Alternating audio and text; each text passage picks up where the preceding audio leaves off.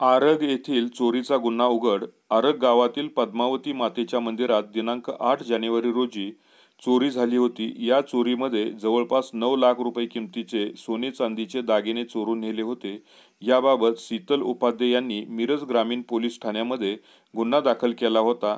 या गुन्ह्याच्या अनुषंगाने सांगली पोलीस दलाच्या स्थानिक गुन्हे अन्वेषण शाखेने तपास करून माहिती मिळवली की सदर चोरीच्या घटनेतील आरोपी हा रेकॉर्डवरील गुन्हेगार आहे.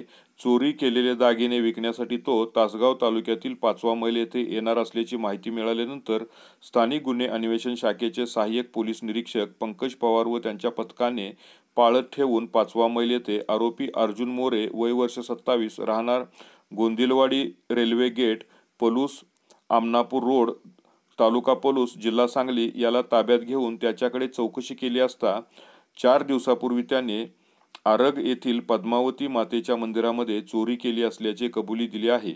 सदर आरोपी हा रेकॉर्डवरील गुन्हेगार असून यापूर्वी पलूस व विश्रामबाग पोलीस ठाण्यामध्ये मालमत्तेविरुद्धचे गुन्हे दाखल आहेत.